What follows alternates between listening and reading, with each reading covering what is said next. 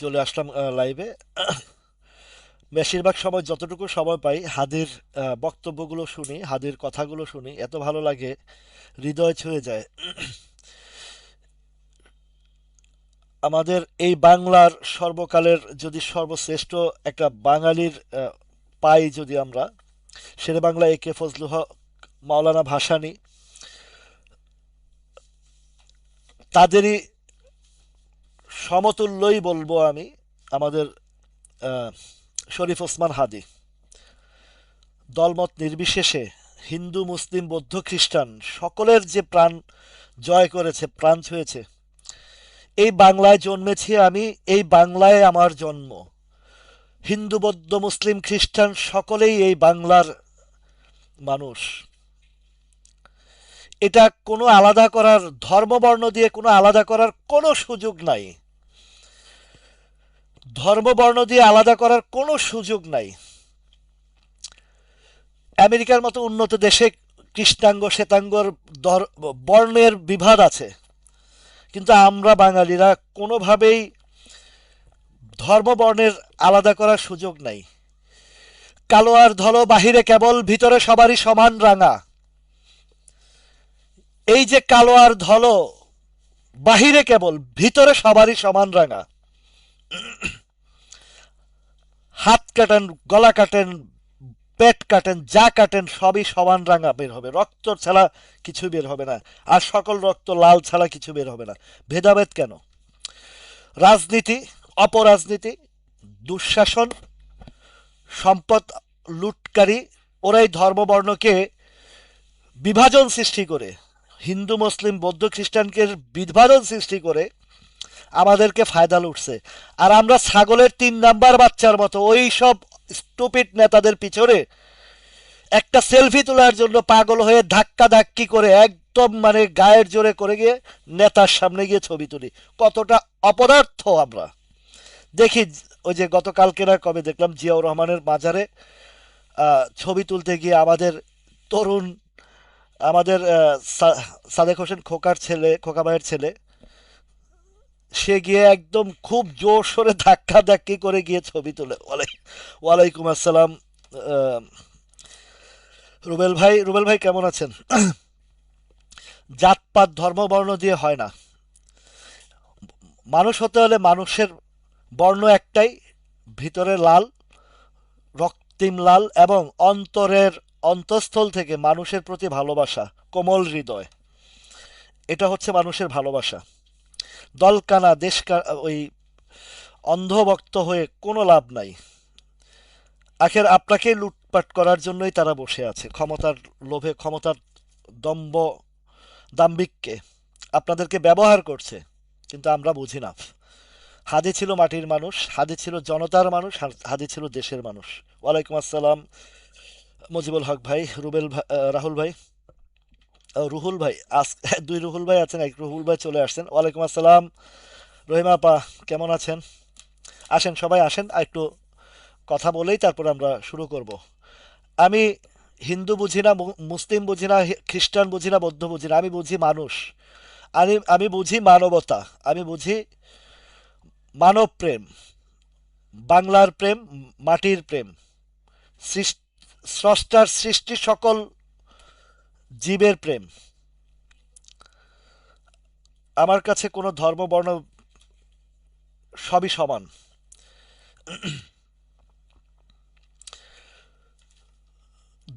ধর্ম বর্ণ সবই সমান, এবং এমন কোন ধর্ম আপনারা দেখাইতে পারবেন না আরেকজনকে হত্যা করো, এমন কোন ধর্মের লেখা দেখাইতে পারবেন না আরেকজনের ক্ষতি করো, এমন কোন ধর্মে লেখা দেখাইতে পারবেন না আরেকজনকে হিংসা করো, এমন কোন ধর্মে দেখাইতে পারবেন না অন্যের সম্পদ লুটপাট করো। কোন ধর্মে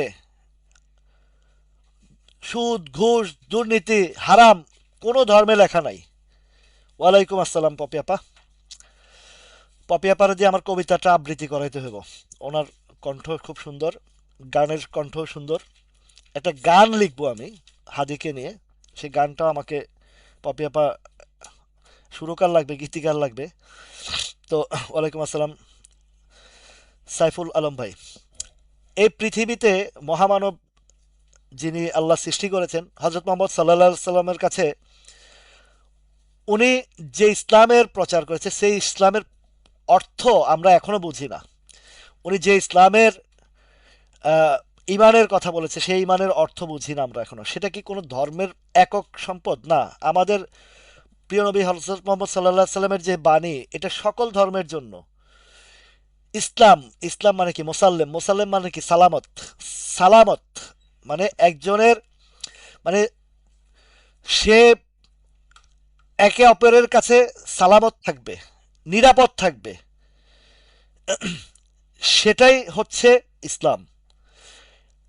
হিন্দু, বৌদ্ধ, খ্রিস্টান, মুসলিম, আমাদের রসুল সাল্লাহ সাল্লাম খ্রিস্টানের কাছে আশ্রয় চাইছেন, সন্ধি করেছেন, চুক্তি করেছেন বাণিজ্যিক ক্ষেত্রে। আবার হিন্দু, খ্রিস্টান যারা ওই সময় যে ধর্মাবলম্বী ছিলেন তারা নবীজির কাছে আমানত রেখেছেন। আমানা, আমানা রাসূল, আমানা, আমানা কি? আমানতকারী। আমানা রাসূল বিমা উনজিলা ইলাইহি মির রাব্বিহিম ওয়াইল, আগে তোমার রসুলের প্রতি ঈমান আনো, এর রবের প্রতি ঈমান আনো। ঈমান, ঈমান কি? ঈমান হচ্ছে বিশ্বাস। বিশ্বাস কি? আপনাকে মনে প্রাণে বিশ্বাস করতে হবে যে আল্লাহর সৃষ্টির, সকল মানব সৃষ্টির, আল্লাহর সকল সৃষ্টি সবই হচ্ছে একে অপরের জন্য। এই বিশ্বাসটা করতে হবে। যাই হোক, অনেক আলোচনা করছি আমরা। সবসময় ওই যে সেই গানটাই বারবার মনে পড়ে, আগে কি সুন্দর দিন কাটাইতাম আমরা। ধর্ম বর্ণ নির্বিশেষে হিন্দু, বৌদ্ধ, মুসলিম, খ্রিস্টান কত আনন্দ করেছি। মেলায় যেতাম, মেলায় যেতাম আমরা, কত সুন্দর দিন গেছে, কোনো ভেদাভেদ ছিল না। সকালের নাস্তা করছি হিন্দুর বাড়িতে, আমার হিন্দু বন্ধু নাস্তা করছে আমার বাড়িতে সকালবেলা, ভোরবেলা, শীতকালে। রাতের বেলা খেজুরের রসায়নের সিন্নি পাকাইছি, সবাই একসাথে খাইছি। আর আজকে এর অপরাজনীতি, এই অপকৌশল, ক্ষমতা, দম্ভ কারণে ভেদাভেদ, জাতিকে বিভক্তের জন্য এই হিন্দু মুসলিমের নাড়া লাগিয়ে দেশটাকে, দেশের জনগণকে বিভাজনে বিভক্ত করে ফেলেছে। ন্যূনতম কমন সেন্স জিনিসটা আমাদের দেখি এই দেশের অনেকের ভিতরে নাই। যারা অন্ধভক্ত, দলকানা, নিজের দেশকে না ভালোবেসে বিদেশি মানুষকে ভালোবাসি আমরা। প্রভুত্বের ভালোবাসা, অন্য প্রভুত্বের ভালোবাসা, অথচ নিজের প্রভুর ভালোবাসা করি না। যে বাংলায় জন্মেছি আমরা। আমি বাংলার গান গাই, আমি বাংলায় গান গাই, আমি আমার আমিতে এই বাংলায়। গানটা আছে না? এত সুন্দর গান, এত সুন্দর গান। আহারে, আমরা গানও বুঝি, গানে শুধু তাল মিলাই কিন্তু গানের অর্থ বুঝি না। যাই হোক, সবাই চলে আসছেন, অনেকেই আসছেন। কিছুক্ষণ আলোচনা করে আজকে 3 দিন ছুটি আছে, বৃহস্পতির, শুক্র, শনি। বৃহস্পতি, শুক্র, শনি। গতকালকের আলোচনায় যে বলেছিলাম বাজারটা মাইনাস কেন হয়েছে, 13 পয়েন্ট মাইনাস হয়েছিল শুধুমাত্র 3 দিনের প্রফিট টেকিং। এটা যেহেতু ইনস্টিটিউট, আমাদের দেশের ইনস্টিটিউট যেহেতু পাবলিক, মানে পাবলিক আচরণ করে বা ডে ট্রেডিং এর আচরণ করে, সেখানে আমরা জনগণ কিভাবে টিকবো, সাধারণ ক্ষুদ্র বিনিয়োগকারী কিভাবে টিকবো, সেভাবে টিকতে হলে আমাদেরকেও ইনস্টিটিউটের চেয়ে আরো দ্রুত গতিতে সিদ্ধান্ত নিতে হবে। তারা ডে ট্রেড করবে, আমরা বসে থাকবো কেন? তারা শর্ট টাইম চিন্তা করবে, আমরা কেন দীর্ঘমেয়াদী চিন্তা করব? আমরা দীর্ঘমেয়াদী চিন্তা করব ওই শেয়ার নিয়ে, ওই স্টক নিয়ে, যে স্টকের ইন ফিউচারে সম্ভাব্য কিছু আছে। আমরা সেই স্টক নিয়ে আমরা আলোচনা করব, সেই স্টক নিয়ে আমরা দীর্ঘমেয়াদী চিন্তা করব। আদারওয়াইজ যেগুলো মার্কেট ম্যানুপুলেটেড শেয়ার, ওয়ালাইকুম আসসালাম, আছি মোর্শেদ ভাই, ভালো আছি, আপনি কেমন আছেন? মার্কেট ম্যানুপুলেট শেয়ার বা যেগুলোর থার্ড ডেতে প্রফিট দেওয়ার শেয়ার, সেগুলোতে আমরা থার্ড ডে চিন্তা করব।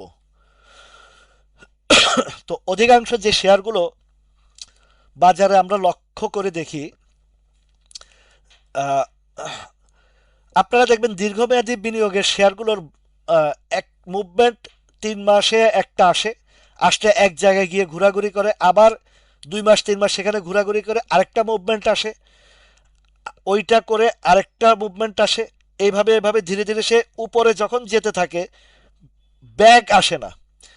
আর যেগুলো থার্ড ডে বা রানিং গেম হয়, এই প্যাটার্নগুলো আপনাদেরকে ধরতে হবে। তো এই প্যাটার্নগুলো ধরতে হলে আপনাকে বুঝতে হবে যে মানি ইনজেক্ট কোন দিকে হচ্ছে। আপনারা দেখবেন কিছু শেয়ারের কোনো ট্রেড হয় না, খুব কম ট্রেড হয়, কিন্তু তার ফান্ডামেন্টালি বহুত ভালো, ফিউচার ভালো। ওয়ালাইকুম আসসালাম রিপন হোসেন ভাই। তো ফিউচার ভালো, দেখবেন ট্রেড হয় না। এই শেয়ারগুলা মূলত কালেক্টেড শেয়ার, এই শেয়ারগুলো কিন্তু কালেক্টেড শেয়ার। তো ফান্ডামেন্টাল, এবং ধরেন জেড কোম্পানি, জেডে কোনো কোম্পানি কোনো কারণে জেডে গেছে, হয়তো তার আর্থিক দুর্বলতা ছিল, কাটিয়ে উঠে ধীরে ধীরে ভালোর দিকে যাচ্ছে, কিন্তু আরেকটু সময় নেবে তার আরেকটু গ্রো হতে। তো সেইখানে হবে কি, দেখবেন শেয়ারটা এক জায়গায় বসে বসে বসে বসে ট্রেড হচ্ছে এগুলোতে।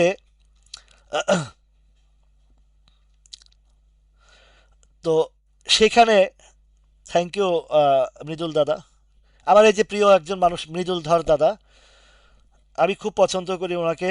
ওনার আহ, আহ, দৈনিক দৈনন্দিন জীবনের যে চলাফেরা বা যে লাইফ স্টাইল, যেটা আমার এত ভালো লাগে। একটা রুল রেগুলেশনের মধ্যে চলেন উনি, খুব ভালো।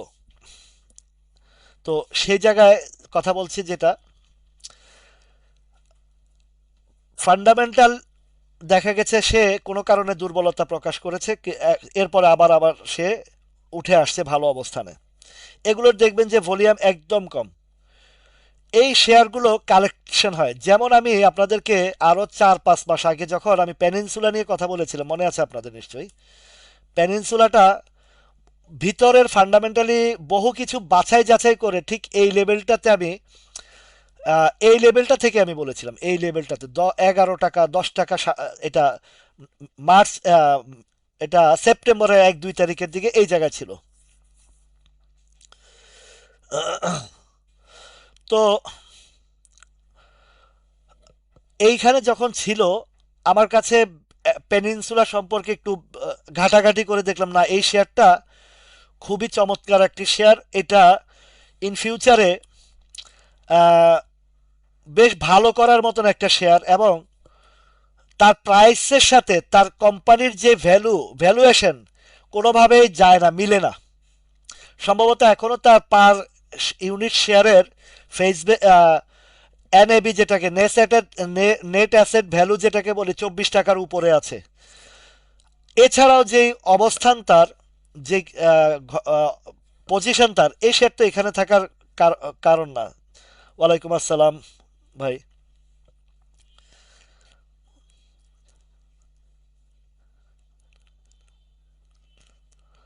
জি ভাই, আমার আনোয়ার ভাই, এতে আমার একটা জিনিস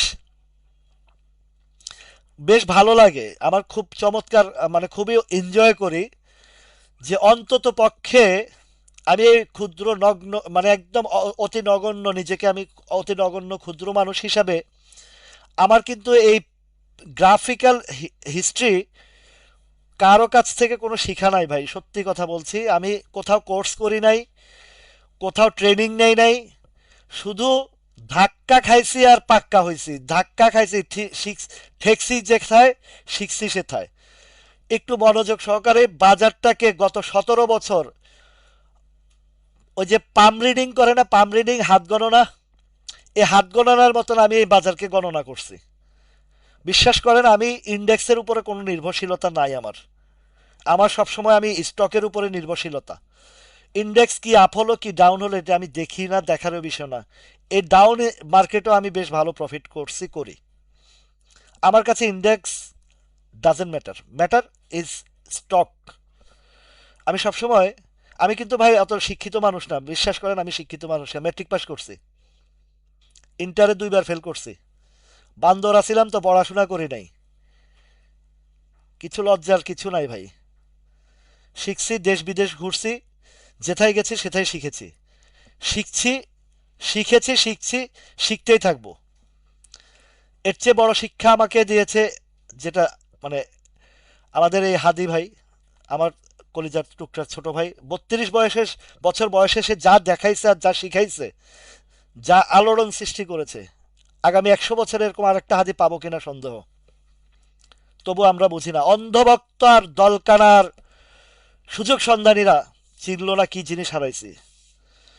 হাদি একটা কথাই বলছে, বেঁচে থেকে আসলে প্রমাণ করা যায় না, মৃত্যুর পরে মানুষ বুঝতে পারে যে কি রেখে গেছে। নজরুল বলেন, ক্ষুদিরাম বলেন, এই ক্ষুদিরামের ইতিহাস মুছে দেওয়া হচ্ছে। ক্ষুদিরামের ইতিহাস পড়বেন। এই যে আজকের একটা ভিডিওতে চট্টগ্রামের ওই যে হাবিলদার একজনের কথা বললো, আর একটা হিন্দু দুইজনের কথা বললো, ব্রিটিশ বিরোধী আন্দোলনে তাদের ভূমিকা কি ছিল। আমি নিজেও জানতাম না, এই হাদির বক্তব্যে শুনলাম। তো এই বাজার থেকে যেটা শিখেছি ভাই, কোনো গুরু কাছে যায় না। আমার গুরু আমার এই মার্কেটের এই ট্রেডিং, চোখ দুইটা 10টা থেকে 2:30 পর্যন্ত, এই বিগত 17 বছর এই আয়নার মতন, আয়নার দিকে যেরকম তাকায় থাকি সেইভাবে তাকায় থেকে শিখছি। আর এই 17 বছরে যেটা দেখে আসছি, এই টেকনিক্যাল অ্যানালাইসিসের নামে টাকা দিয়েও শিখাইছে, টাকাও হারাইছে, টাকাও খাইছে এই টেকনিক্যাল অ্যানালাইসিস বাজরা।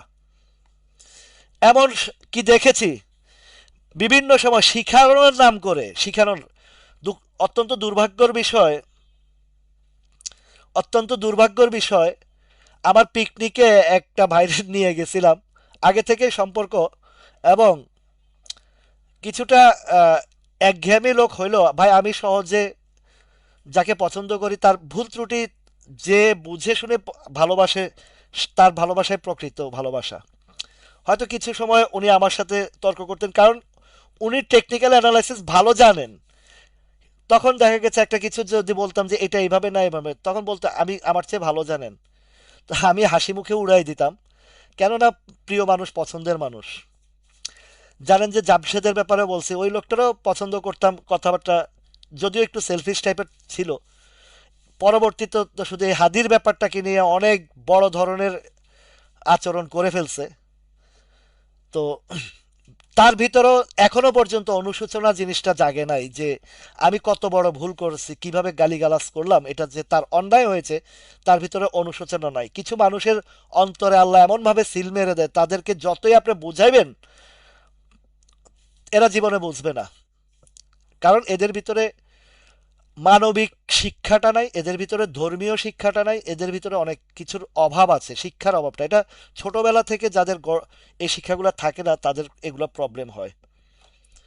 একঘেয়েমি, একটা একরোখা ভাবে বড় হইতে হইতে, সবসময় দখলবাজি, হাম্বিক ধাম্বিকের উপরে বড় হইতে হইতে, একটা যে মানবতার বা মানুষের সাথে চলাফেরা, আমার ছোটবেলার লাইফ থেকে আমি মানুষের সাথে চলে আসছি।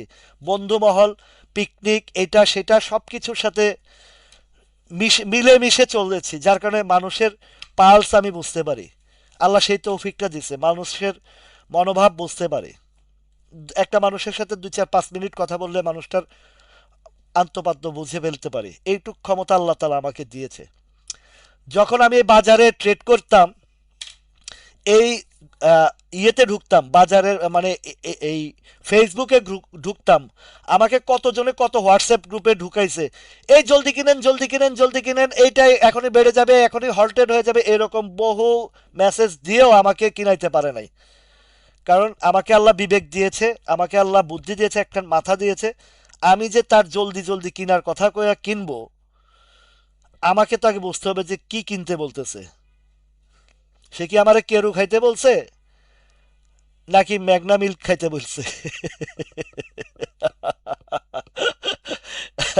তো কেরু খাইতে বলছে না ম্যাগনা মিল্ক খাইতে বলছে, সেটা আমাকে বিবেচনা করতে হবে, বুঝছেন?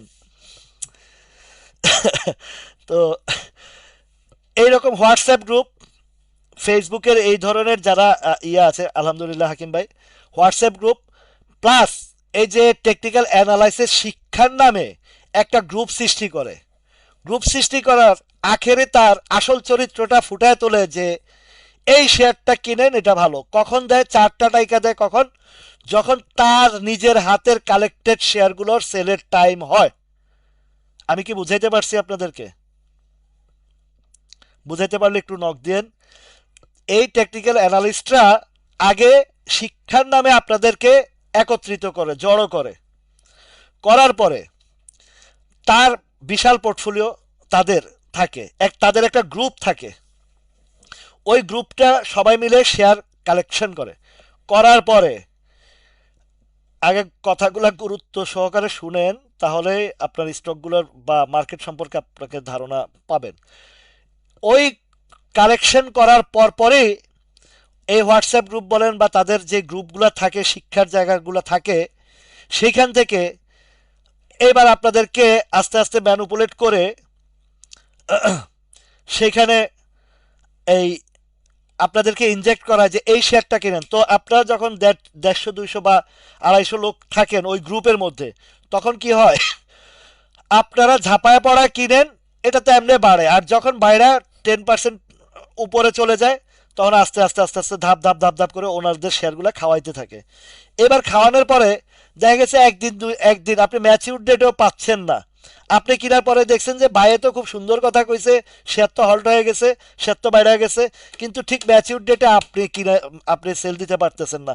আপনাকে তো মাথার ভিতরে একটা ঢুকায় দিছে, টার্গেট এটা কত, 150 টাকা যাবে। এই জাবেদ ভাই, আপনার লেখা বন্ধ করেন, কতবার লেখেন? হ্যাঁ, তো এইটা যখন ওই জায়গায় সেল করে, আপনার ম্যাচিউর, আপনার ব্রেনের ভিতরে একটা গাইথা দিছে, এটা 150 টাকা যাবে, এটা 200 টাকা যাবে। এখন আপনি তো ম্যাচিউর ডেটে কমলেও কিনে মানে বেচতে চান না, যে না আমার গুরু তো বলছে অমুক জায়গায় যাবে।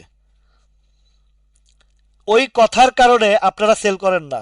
একবার এই মার্কেটের একটা খুব ব্যাড হ্যাবিট হচ্ছে, মাথায় একবার যদি কোনো স্টকের আপ আপের একটা কোনো জায়গা আপনাকে টার্গেট ফিক্স করে দেয়, আপনাকে যদি 1000 বারও বলা হয় যে এই জায়গায় যাবে না, এইটা সাপ্লাই জোন, আপনি ওই গুরুর মাথায় যে গুরু ঢুকাই দিছে, ওই জায়গা ছাড়া আপনারা সেল করেন না। এটা একটা জিনিস আপনাদেরকে যারা শিখায়, তাদের তো একটা, আপনারা হয়তো তাদের এই টেকনিক্যাল হিসাবগুলো, এই ক্যান্ডেলটা মারুবুজু ক্যান্ডেল, এইটা ড্রাগন ফ্লাই ক্যান্ডেল, এইটা হ্যামার ক্যান্ডেল, এইটা ইনভার্টেড হ্যামার ক্যান্ডেল, এটা ডোজি ক্যান্ডেল, এই যে ক্যান্ডেলের নাম দিয়া, এটা ডাব্লিউ প্যাটার্ন, এটা এম প্যাটার্ন, এটা ও প্যাটার্ন, এটা বি বাস প্যাটার্ন, এটা খাম্বা প্যাটার্ন, এটা এই প্যাটার্ন, এই যে শিখাইছে, এই প্যাটার্ন শিখাইতে শিখাইতে আপনাদের মাথার মধ্যে এমন প্যাটার্নে ঢুকায় দেয় যে ওই জায়গায় না গেলে সেল করতে পারবেন না। কারণ এটা একটা একদম লিকুইড মানির মার্কেট, এবং প্রফিটটা যেমন লিকুইড, লোকসানটাও তেমন লিকুইড। এই জায়গাগুলো আপনাদের যতদিন পর্যন্ত ভিতর থেকে আপনারা অনুধাবন না করতে পারবেন, ওয়ালাইকুম সালাম ইমামুল হক ভাই, ভিতর থেকে যতদিন পর্যন্ত আপনারা অনুধাবন না করতে পারবেন, যত শিখাই যত কিছুই করি না কেন কাজ হবে না। দেখেন, গতকালকের বাজারেও বলেছিলাম আজকের বাজারটা ভালো যাবে। কেন ভালো যাবে? আপনাদেরকে এই ইন্ডেক্সের, গতকালকের যে ইন্ডেক্সটা আমরা দেখেছি, এখানে থার্ড ডে প্রফিট টেকিং এবং ইন্ডেক্সের যে আচরণটা ছিল, যেই গতকালকের ইন্ডেক্সের যেই ক্যারেক্টারটা ছিল, সেই ক্যারেক্টারে উপরের যে শ্যাডোটা, এটা ইন্ডিকেট করেছে যে থার্ড ডে প্রফিটটা নিয়েছে। আর নিচে যে হালকা শ্যাডোটা, হালকা শ্যাডো কেন হয়েছে জানেন? যখনই নিচে আসছে বায়ার স্ট্রং হয়ে গেছে, বায়ার কালেক্টেড করে ফেলেছে। যারা বাজার বুঝছে বা যারা জানে, ওরা ওরা যে কাজটা করছে, এইখানে নিচে যখন পাইছে, থার্ড ডে প্রফিট যারা নিছে তাদের থেকে শেয়ারগুলো যাও না, তোমরা 3 দিনের প্রফিট নিয়ে যাও, 3 দিনের প্রফিট তাদেরকে দিয়ে দিছে, শেয়ারগুলো হাতায় নিয়ে গেছে। সব না, ইন্ডিভিজুয়াল কিছু আপনারা দেখবেন যেগুলোতে ভলিউম ক্রিয়েট হয়েছে বা যে শেয়ারগুলোতে হয়েছে, তো ওই কাজগুলো করে আজকে আবার একটা আপ ট্রেন্ডে চলে আসছে। বলেছি যে আপনাদেরকে ডিসেম্বরের 30 তারিখ পর্যন্ত বাজারটা ভালো থাকবে, 4 কার্য দিবস বা 5 কার্য দিবস যেটা ছিল আছে, আর 3টা কার্য দিবস আছে। কেন ভালো থাকবে? ডিসেম্বর ক্লোজিংয়ের ব্যাংকিং সেক্টরটার আপনাদেরকে বলেছি যে এগুলো আস্তে আস্তে আসবে। আজকে ব্যাংকিং সেক্টরটা দিয়ে মূলত বাজারকে আপ করাইছে।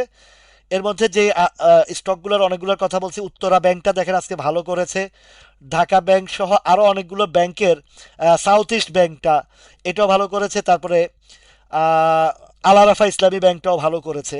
এগুলো আরও ভালো করবে। কেন করবে? এখন ক্লোজিংয়ের ব্যাংকিং সেক্টরের আপনারা নভেম্বরের লাস্ট মোমেন্টে যে সেল প্রেশারটা দেখেছেন, এটা ব্যাংকিংয়ের অ্যাডজাস্টমেন্ট। কেননা ডিসেম্বর যখন তাদের ক্লোজিং আসে, তাদের হিসাব নিকাশের বিষয়গুলো ক্লিয়ার করার জন্য তারা 1 মাস আগেই সব কিছু গোছায় আনে। ঠিক আছে, তো ওইটা গোছায় আনার কারণেই তাদের ব্যাংকিং সেক্টরের ক্লোজিং চলে আসছে। এখন ব্যাংকিং সেক্টর, তারপর আপনার ইন্স্যুরেন্স সেক্টর, আজকে সেক্টরের দিক থেকে দেখেন ইন্স্যুরেন্স সেক্টরটা বেশ ভালো একটা গেইনারের তালিকায় চলে আসছে। 1 নম্বরে টেক্সটাইল, 2 নম্বরে ইন্স্যুরেন্স, 3 নম্বরে ইঞ্জিনিয়ারিং, তারপর ব্যাংক। আর লেনদেনের দিক থেকে 1 নম্বরে টেক্সটাইল, 2 নম্বরে ব্যাংক চলে আসছে। ব্যাংক চলে আসার কারণ ক্লোজিংটা হয়েছে তাদের। এবার লাভ লোকসানের হিসাবটা চলে আসবে, কে কতটুকু ডিভিডেন্ড দিতে পারবে, তারপরে তাদের কার্যক্রম কী রকম হবে সেটা আসবে। আর ফুডটা গত কয়েক সপ্তাহ যাবত দেখতেছি, গত 1 সপ্তাহের উপরে দেখতেছি যে ফুড সেক্টরটা বেশ ভালো। এই যে আরডি ফুড বলেন, রহিমা ফুড বলেন, আহ, আহ, আহ, এটাকে কি বলে আপনার ফুয়াং ফুড বলেন, এছাড়াও যেটা হচ্ছে ফাইন ফুড বলেন, ফাইন ফুড তো বেশ ভালো গেইন দিয়েছে। তো এই ফুড সেক্টরে বেশ ভালো মানি ইনজেক্ট হয়েছে, একটা ভালো রানিং অবস্থায় আছে, আর আরও হবে। এটা একটা দেখা যাচ্ছে ফুড সেক্টরটা। ঠিক আছে, তো মানি ইনজেক্ট কোন দিকে হচ্ছে সেদিকে একটু আপনাদের নজর দেওয়া উচিত সবসময়। টেক্সটাইলে বরাবরে কয়েকদিন যাবৎ টপে চলে আসছে। আপনারা জানেন যে আহ, জুন মাসে যখন বাজারটা ইউটার আসছে, জুন থেকে অদ্যাবধি পর্যন্ত টেক্সটাইলের তেমন একটা প্লেরোল করে নাই, ইন্ডিভিজুয়াল 1টা 2টা শেয়ার ছাড়া। সর্বপ্রথম করেছিল সোনারগাঁও টেক্সটাইলটা, এটা ফেব্রুয়ারি মাসে করেছিল। তারপরে যদি বড় ধরনের কোনো টেক্সটাইল টেক্সটাইল যদি প্লে রোল করে থাকে, সেটা করেছে আপনার সিমটেক্সটা। বড় ধরনের যদি কোনো টেক্সটাইলের মধ্যে করে থাকে সেটা সিমটেক্সটা। তো সিমটেক্সটা যেমন প্লে রোল করেছে,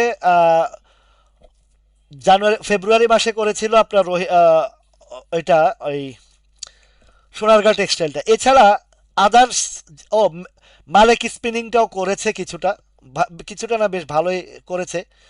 তো টেক্সটাইলের কিন্তু আসলে তেমন একটা ভালো মুভমেন্ট আসে নাই, হয়তো 10%, 15%, 20%। কিন্তু এখন যে ভলিউমটা দেখছি গত 1 সপ্তাহ যাবৎ, সে 1 সপ্তাহ যাবতের ভলিউমে টেক্সটাইল সেক্টরে বেশ ভালো মানি ইনজেক্ট হচ্ছে। এর মধ্যে কিছু কিছু এখনও কালেক্টেড আছে, তার মধ্যে ইটিএল একটা। এটা আমার আপনাদের আগেও বলে আসছি, এখনও বলছি, ইটিএলটা অনেক ভালো হবে। ধৈর্য এবং সময় দুইটা ফ্যাক্ট কাজ করছে এখানে। আপনার স্টক রাতারাতি আকাশে উঠবে এই কল্পনা থেকে যদি আপনি প্যাটার্ন ধরে একটু সময়, বা স্টকের ইন্ডিভিজুয়াল মানে ভিতরগত তথ্য নিয়ে যদি আপনি 2 মাস, 3 মাস, 4 মাস, 6 মাসও যদি ওয়েট করেন, সেটা কিন্তু আপনার জন্য অনেক বেটার দেন আপনার প্রতিদিন লস দেওয়া, বা থার্ডের আশা করে দ্রুত পয়সাওয়ালা হওয়ার চেয়ে লস দেওয়ার চেয়ে বেটার আপনি যদি একটু ওয়েট করে পয়সাটা আর্ন করতে পারেন, এটা বেটার। মার্কেট ম্যানুপুলেট, আমরা যদি আমাদের জায়গায় যদি স্ট্রং থাকি, ওরা কত ম্যানুপুলেট পারবে না, কারণ তারও তো শেয়ারটা খাওয়াইতে হবে। এই সিমটেক্সটা আছে দেখেন, সিমটেক্স। আমার আলোচনাগুলো শুধুই শিক্ষার জায়গায়, শুধু স্টক আলোচনা করে দিলে আপনারা কখনোই শিখতে পারবেন না। এই কারণে আমি বলি, আপনারা স্টকের কথা যখন বলেন, আমি সবসময় একটা কথা বলি, আমার এই বাজারের যে পর্যালোচনা, আলোচনা, শিক্ষার জায়গাটা, সেই জায়গাটাতে আপনারা থাকার চেষ্টা করেন, আমার কথাগুলো গুরুত্ব বোঝার চেষ্টা করেন, তাহলেই হয়তো বা আপনারা এখান থেকে কিছু অর্জন করতে পারবেন। খান ব্রাদার্স সম্পর্কে বলতে বলতে আমার গলা ফাটায় ফেলাইছি। এইটা সাময়িকভাবে বাড়লেও এটা মানে সর্বশেষ যে ঠিকানা তার 28 টাকা চলে আসবে। বাজার উঠলে হয়তো হালকা কিছু প্রফিট দেবে, যারা থার্ড ডে ট্রেডিং বুঝেন তারা হয়তো প্রফিট করতে পারবেন, কিন্তু আপনি লং ইনভেস্টের জন্য বা একটু বড় ওই যে 130 টাকা থেকে আমি বলে আসতে আসতে আসতে আসতে এই পর্যন্ত আসছি। সিপাল 60 টাকা থেকে বলতে বলতে বলতে বলতে এই পর্যন্ত আসছি। এই জাতীয় অনেকগুলো শেয়ার আমি যখন হাই রেঞ্জে হাই ঝুঁকিতে ছিল বলতে বলতে এইখানে আসছে, আরো কত যে বলতে হবে। এখনো পর্যন্ত এআইএল এবং আরেকটা শেয়ার যেটা হচ্ছে বিচ হ্যাচারি, আলটিমেটলি এগুলোরও এআইএল এর এখন পর্যন্ত ডিভিডেন্ডই দেয় নাই। এই শেয়ারগুলো থেকে একটু দূরে থাকা আমি সব সময় বলে আসছি। ইভেন আনোয়ার গ্যালভানাইজিং, এই জাতীয় শেয়ারগুলো থেকে দূরে থাকতে সবসময় বলে আসছি। তারপরেও 2 দিনের বাড়তি দেখে আপনারা ঝাঁপিয়ে পড়েন, এরপরে কাঁপিয়ে পড়ে আমার কাছে চলে আসেন। ঝাঁপিয়ে পড়ে কিনেন আর কাঁপতে কাঁপতে আসেন, ভাই এটার কি হবে। আচ্ছা, এই যে মুজাফফরের কথা বলছেন, মুজাফফর ভালো শেয়ার। ভালো শেয়ারের কথা সবসময় বলি যে আপনারা এই সব জায়গায় কিনতে কিনতে আইবিপিটাও দেখবেন একটা সময় এটা বুমিং হবে। হয়তো এখন বুঝতেছেন না, দীর্ঘ সময় আপনাকে পেইন দিচ্ছে, কষ্ট দিচ্ছে। একটা জিনিস কি, ওই যে মোর পেইন মোর গেইন, মোর পেইন মোর গেইন, যত বেশি পেইন দিবে আপনার জীবনে যত দুঃখ কষ্ট বেশি আসবে, আপনার সুখের জীবনটা তত দ্রুত আগাবে। অনেক কষ্ট দুঃখ সহ্য করে এই পর্যন্ত দাঁড়াইছি দেখে আজকে একটু আপনাদের এই যে ভালোবাসা পাচ্ছি, সুখ পাচ্ছি। এটা একদিনের অর্জন না, অনেক দিনের অর্জন। আব্দুল সামাদ ভাই, ওয়ালাইকুম আসসালাম। আমার কই রাফায়েত ভাইরে দেখতেছি না রে ভাই। কালকেও রাফায়েত ভাইকে দেখি নাই, আজকেও দেখছি না। আমিন ভাই তো আসছেন, আলমগীর ভাই আছেন, কিছু কিছু মানুষ তো আহ, বিশেষ করে আমার রাফায়েত ভাই ছন্দ টন্দ লিখতো। রাফায়েত ভাইকে ধরে আনেন, এমন জরিমানা করাবো, 3 দিনের ফাঁসি আর 5,000 টাকা জরিমানা করাইতে হবে। রাফায়েত ভাইকে মানে হারানো বিজ্ঞপ্তি দিতে হবে যে একটি হারানো বিজ্ঞপ্তি, রাফায়েত ভাইকে খুঁজে পাচ্ছি না।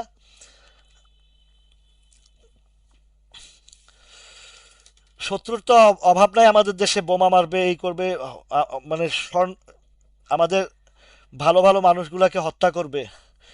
চারিদিকে চারিদিকে শত্রুর দল করিতেছে কোলাহল, সংশয়ে সংকল্প নাহি টলে, পাছে লোকে কিছু বলে। তো শত্রুর দল তো এই যে আমরা, আমাদের শেয়ার বাজারে শত্রুর অভাব আছে? আমাদের শত্রুর কি অভাব আছে বলেন? আমাদের প্রতিটা কাইকে কাইকে শত্রু, আমাদেরকে কিভাবে ধ্বংস করবে, আমাদের সম্পদ টাকা পয়সা কিভাবে লুটপাট করবে, সেই শত্রুরা ঘাপটি মেরে আছে। সেই শত্রুরা পর্যন্ত আমার লাইভ দেখে, আমি অনেককে চিনি, তারাও আইসা লাইভ দেখে গোপনে গোপনে। ওই যে রসুল সাল্লাহ সাল্লামের বিরোধিতা করতো, আবার রসুল সাল্লাহ সাল্লামের বয়ান শুনতো খুব সুন্দর আড়াল থেকে, নীরবে নিবৃত্তে তার আমার এই নবী করিম সাল্লাহ সাল্লামের বাণী শুনতেন। এ হাদিকে যারা অপছন্দ করে, যারা হাদিকে শত্রু ভাবে, বা হাদিকে এখনো হাদির নিয়ে লেখালেখি করলে গালিগালাজ শুনে, গালিগালাজ করে হাদির ব্যাপারে কোনো কথা বললে, তারাও আড়াল থেকে হাদির বক্তব্য শুনে। এটা তো স্রষ্টার সৃষ্টির একটা মানে রহস্য। এই সৃষ্টি আল্লাহর এই সৃষ্টিটা সবকিছু রহস্যময় জগৎ।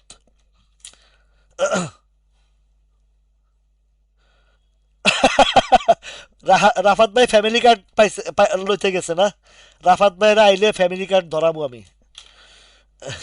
তো এখন যেটা বলতেছি, এই যে আইবিপির কথা বলতেছি, হয়তো আপনাদেরকে দীর্ঘ একটা সময় যাবৎ পেইন দিচ্ছে, কিন্তু একটা সময় দেখবেন এই আইবিপি, ইন্দো বাংলা ফার্মা, এই জাতীয় শেয়ারগুলো কিন্তু বাজারের প্লে রোলের জন্য খুব, এগুলো দীর্ঘ সময় কালেকশন করে, আর যখন এটা বোমিং হয় তখন অনেকের কাছে থাকেও না। এই যে আমার চীনো বাংলা ভাই চলে আসছে, চীনো বাংলা ভাই আক্তার ভাই, এই আক্তার ভাইরও হ্যাঁ কালকেও আসছিল। আচ্ছা, রহিম টেক্সটাইলের ব্যাপারে বলি, চলেন কিছু বাজারের বিষয়বস্তু নিয়ে লেকচার দিয়েছি, এবার আপনাদের স্টক নিয়ে কিছু কথা বলি। তো বাজারের যে কথা বলছি, লং ইনভেস্টমেন্টের জন্য এখনো চোখের সামনে অনেক শেয়ার ভাসতেছে, অনেক শেয়ার দেখতেছি, অনেক কিছু যেগুলা আপনার এই স্টকগুলা আপনার লাইফ চেঞ্জিং, এবং আপনার যেটা লস রিকভারির মতো বহু স্টক আমার চোখের সামনে দেখতেছি। হয়তোবা সে ধৈর্যবান মানুষ কয়জন আছে জানি না। ক্ষুদ্র বিনিয়োগকারী আমরা শুনেন ওই যে একটা ইয়েতে আমি ওই যে কিছু কিছু ইয়ে আছে যে ওই মোটিভেশনাল যে ইয়েগুলা মানুষকে মোটিভেশনাল যে স্পিচগুলো আমি খুব শুনি মনোযোগ সহকারে। মোটিভেশনাল স্পিচগুলোর থেকে অনেক কিছু শিক্ষার আছে। আপনারা দেখবেন ওই যে একটা কথা আছে না, ভরা কলস লড়ে কম, ভরা কলস লড়ে কম। তো ওই ভরা কলস লড়ে কম যে, আর খালি কলস বাজে বেশি, তবলা পর্যন্ত বাজায় খালি কলস নিয়ে। যারা বিজনেসম্যান উচ্চ পর্যায়ে চলে গেছেন বা রাখছেন, তাদের যে ধৈর্যের লেভেলটা, এবং তারা যে মানে হেভি ওয়েটেড মানুষ, এটা তাদের কার্যকলাপে পড়েছে, তাদের কথায় বা ইয়েতে, অস্থিরতায় না। যারা ফ্যাক্টরি করে বা বিজনেস ওপেন করে তাদের সর্বপ্রথম কি হয়, মানে টিপু ভাইও আসে না, টিপু ভাই খুব পার্কিং করতেছে, আনন্দ উৎসব করতেছে, গ্রামের বাড়িতে আছে। তো আপনাকে যতক্ষণ পর্যন্ত ধৈর্যের লেভেলটা যদি আপনি অ্যাফোর্ড না করতে পারেন, মানে আপনি যদি সেটাকে যদি আপনি ভ্যালুয়েবল না করতে পারেন, প্রফিট টেকিং করাটা খুব টাফ ব্যাপার। রহিম টেক্সটাইলটা আজকে সেলের একদম 100%। গতকালকেই সাপ্লাই গেছে, এবং গতকালকে লাইভে বলেছি যে আজকে ডাউনে আসবে রহিম টেক্সটাইল। মনে আছে কি গতকালকে যারা ছিলেন? বসুন্ধরা পেপার জেডে আসার কারণ তো আছে। বসুন্ধরা পেপারের মালিক এবং মালিকানা যা কিছু আছে, তাদের গত 17 বছর গ্যাস বিল না দিয়া, ওই তারা সবসময় বলে আমরা রাজস্ব আয়ের বিশাল পার্ট, কিন্তু রাজস্ব লুটপাটের যে বিশাল পার্ট সেই কথা তারা কোনোদিনও বলে নাই। ঠিক আছে? বি পি ওটা কি বসুন্ধরা পেপার, এই দেখেন ওরা যে,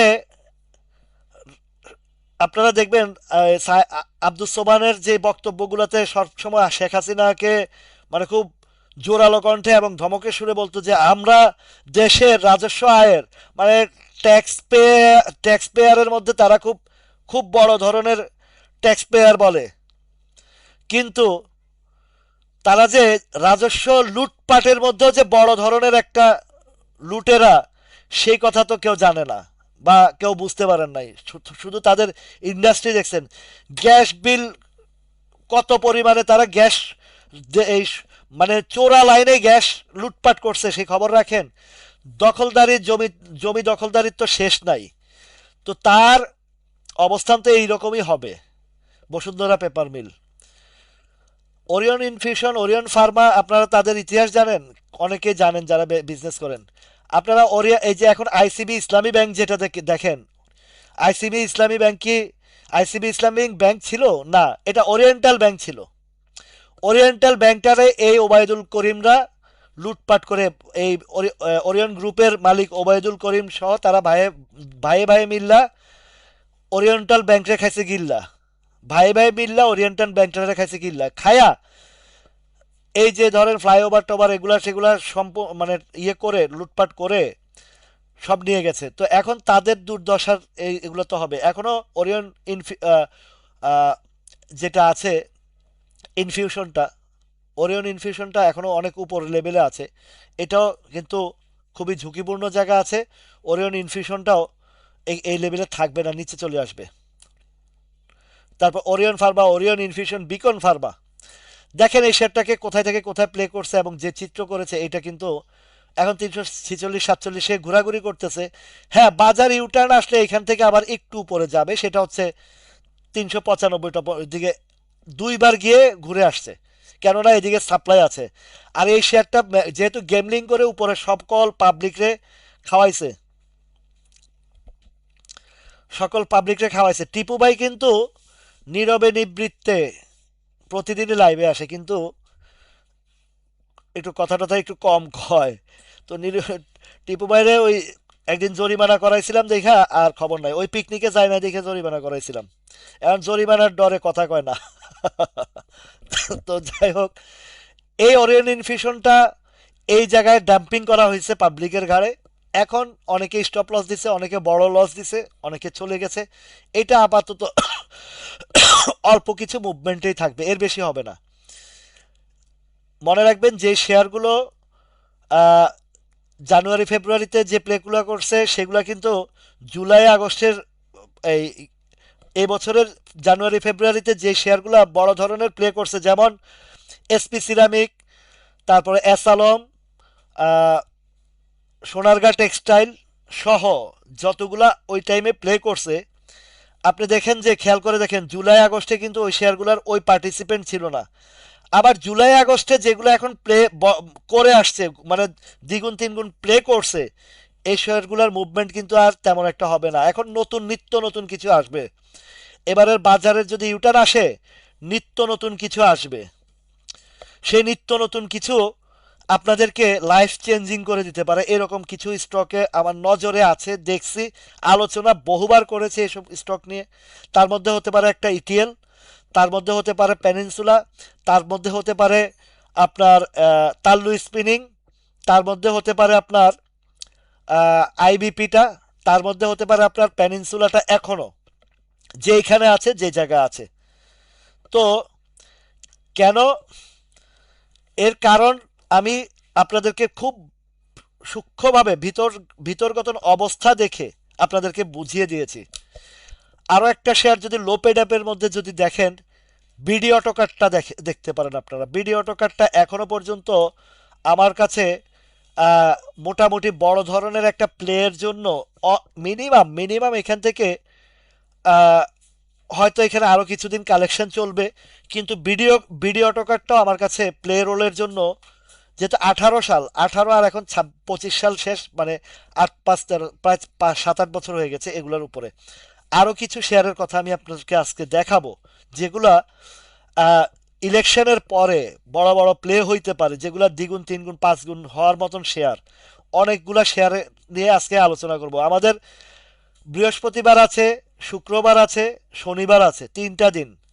স্টকের আলোচনার থেকে আমার আলোচনাগুলো একটু শুনেন মনোযোগ সহকারে, আপনাদের উপকারে আসবে।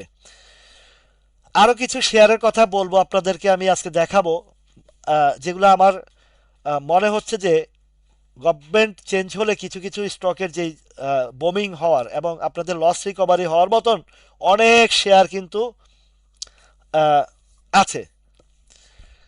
এর মধ্যে যদি মনে করেন আইপিডিসিটা হবে, আইপিডিসিটা সে 58 59 টাকাতে নামায়া বটম টাচ করছে, করে এখন আস্তে আস্তে আস্তে আস্তে ধাপে ধাপে উঠবে, এক ধাপে এক লাফে উঠবে না। এগুলো খুব খুব আপনাকে ধৈর্যের পরীক্ষা দিতে হবে। আমি এক একটা শেয়ারের এই যে প্রিভিয়াস এই গভর্নমেন্টের আমলে, তখন তো এতটা ম্যানুপুলেটেড ছিল, আপনার তারা সিডিবিএল এর তথ্য নিয়ে এরকম ট্রেড করতে বসতো, কার কোডে কি ধরনের শেয়ার, কত ভলিউমের শেয়ার, এগুলো চেকিং করে 8 মাস 9 মাস 1 বছর 1.5 বছরও ঘুরে ফেলতো। এই ফার্স্ট প্রাইম মিউচুয়াল ফান্ডের আমার যেই বছর আমার নজরে আসছিল, তখন 19 টাকা 80 পয়সা থেকে 21 22 টাকা পর্যন্ত যাইতো, অন্তত 5 7 বার যাইতো।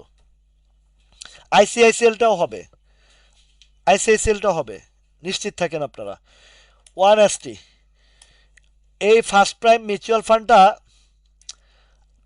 হিস্ট্রি বলি ভাই, এই 1980 থেকে এই 21 22 এই জায়গা অন্তত 10 বার আপ অ্যান্ড ডাউন করছে। আমি যখন কিনছি তখন কি করছে জানেন, এটাকে দাম করে নামায় 14 টাকায় নিয়ে আসছে। ঠিক এক সম্ভবত 1 1.5 বছর পরে সেই শেয়ারটাকে, এই এই এটাকে আমি যে লেভেলটা চিন্তা করে ঢুকেছিলাম, যদিও আমি এই 21 22 টাকার ভিতরে বের হয়ে গেছি, 24 টাকা পর্যন্ত উঠছিল, যদিও আমি 21 টাকা 22 টাকার ঘরে অল্প প্রফিট নিয়ে, কারণ একটা লঙ্গার সময় আমরা তো মার্কেটের অলওয়েজ ট্রেড করি, কারণ রুজি রুটি এখানে, তো এই কারণে কিছু শেয়ার আমার এখনো, কিছু কিছু স্টক আমি এখনো বলি রেখে দিয়েছি পার্সোনালি, 20-30 হাজার 50 হাজার শেয়ার রেখে দিয়েছি, এগুলো আরো 2 বছর লাগলে 2 বছর, 3 বছর লাগলে 3 বছর, সেটা আমি করব। কিন্তু রানিং এর জন্য আমার তো পেটের দায় করতে হয়, প্রফিট টেকিং করতে হয় বা নিতে হয়, এই কারণে সব শেয়ার সবসময় ধরে রাখার মতন আহ, সময় হয় না। তো এই শেয়ারটা আপনাদেরকে দেখাই কোন টাইমে এই প্লেটা হয়েছে আর কোন টাইমে আমার শেয়ারটা আমি ছেড়েছিলাম। এই শেয়ারটা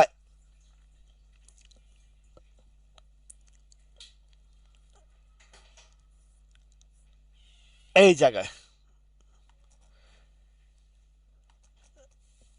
এটা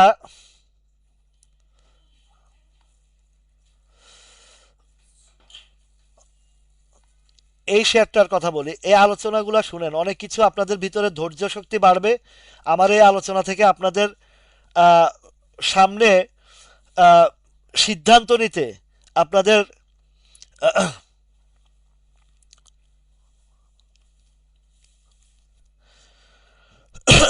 এই কারণে আমি ওই যে সবাই তো স্টকগুলোর কথা বলতে থাকেন, আমি আপলোড দিতে থাকি, কিন্তু আহ, আমি যখন যে স্টকগুলোর কথা বলি পজিশন আসে, দেখেন তাল্লু যখন 5 টাকার ঘরে ছিল, আমি আপনাদেরকে 5 টাকার ঘরে এই নিয়ে 2বার আপনাদেরকে বলেছি, 2বারে 5 থেকে 6 টাকা গেছে, গেছে কিনা?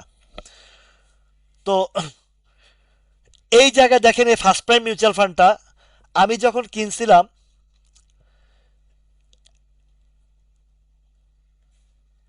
এটা আমার হাউজের এক ভাই আছে নাসির উদ্দিন ভাই, ওনার করে কিনছিলাম, নাসির ভাই, উনিও বিরক্ত হয়ে গেছিল কিন্তু ধরে রাখছিল। লাস্টে ওই যে আপ ট্রেন্ডে যখন গেছে, আমার জায়গায় হিট করার মতন জায়গায় গেছে, তখনই উনি শেয়ারটা সেল করে দিয়েছে। আর আসলে সেল করারই কথা, প্যানিক, টাকা পয়সা তো সবারই প্রয়োজন থাকে, কিছু করার থাকে না তখন। তো এই হিস্ট্রিটা আপনাদেরকে একটু দেখাই। এই শেয়ারটা 14 টাকা পর্যন্ত নামাইছে, আমি আরো আগেই আরো অনেক আগের কথা, এটা বেশ লম্বা সময়ের কথা। এই শেয়ারটা আমি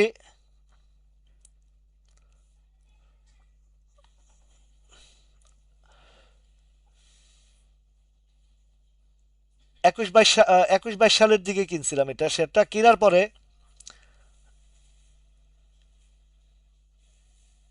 এই শেয়ারটা চলে আসছিল একদম 14 টাকার ঘরে, 19 টাকা কিনছিলাম, 22 টাকার ঘরে সেল দিচ্ছি, দেওয়ার পরে 14 টাকা নিয়ে আসছে। এই 14 টাকা থেকে প্রায় 2-3 মাস ছিল, এরপরে সে ধাপে ধাপে ধাপে ধাপে বাড়তে বাড়তে আমার যে টার্গেট নিয়ে আমি ঢুকছিলাম সেই জায়গায় হিট করছে। আমি 45 টাকার হিসাব করছি, কিন্তু এটা 50 টাকা পর্যন্ত গেছে। তাহলে আমাকে 1 থেকে 1.5 বছরের মানে সময়টা ব্যয় হয়েছে, আমি আর রাখতে পারি না, আমি এক্সিকিউশন নিয়ে আবার অন্য দিকে গেছি। এ আরেকটা শেয়ারের কথা বলি, ওরিয়ন বিকন ফার্মাটা, এই বিইএ, আমি লাইভে ওইটা অনেকবার বলেছি এই বিকন ফার্মার কথাও। এই 14 টাকা 70 পয়সা করে কেনার পরে শেয়ারটা প্রায় 3 থেকে 4 মাস পরে আমি 20 টাকা বিক্রি করছি। 20 টাকা বিক্রি করার পরে 16, 17, 18 সাল 3টা বছর এই ওই জায়গায় ছিল। সেইখান থেকে এটা উঠতে উঠতে আপনার 400 টাকা হিট করছে এই শেয়ারটা, 400 টাকা। আমার কাছে 80 হাজার শেয়ার ছিল 14 টাকা 70 পয়সা করে।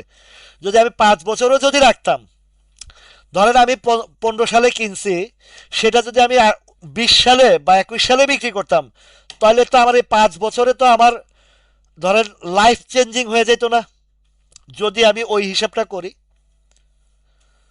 তো আমরা তো অত ধৈর্য রাখতে পারি না, কারণ ক্ষুদ্র বিনিয়োগকারী, আমাদের পুঁজি কম।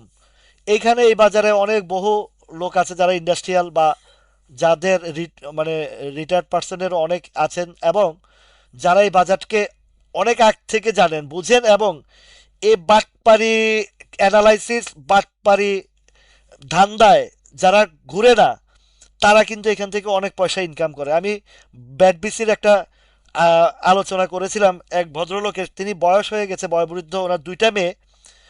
উনি ব্যাটবিসিটা কিনছিলেন, 10 হাজার শেয়ার কিনছিলেন 160 টাকা করে, আজ থেকে আরো আহ, কত বছর, সম্ভবত 6 সালে কিনছেন উনি, 7-8-এর দিকে কিনছে। আপনারা দেখবেন যে ওই হিস্ট্রিটা আমি দেখাইছিলাম, ওই টাইমে অনলি 160 টাকার ঘরে ছিল। তিনি শেয়ারটা বিক্রি করেন না, এখন তার কাছে 90 হাজার শেয়ার, প্লাস ওই যে 200, 200, 400 স্টক, এবং এই যে এত বছর উনি প্রায় 1 কোটি টাকার উপরে শুধু ডিভিডেন্ড ভোগ করছে, 1 কোটি টাকার উপরে, আরো বেশি হবে। তো ওই শেয়ারগুলো উনি বিক্রিও করেন নাই, ডিভাইডেড করে দুই মেয়ের নামে ট্রান্সফার করে দিয়েছেন। ও মেয়েদেরকে বলছে এগুলা বাবা কখনো বিক্রি করো না, এগুলা থাকুক, এগুলার আহ, যেটা বেনিফিট আসে বাৎসরিক, যেটা তোমাদেরকে দুইবার যে স্টক ক্যাশ ডিভিডেন্ড দেয়, ওইটা দিয়ে তোমাদের সংসার চলবে।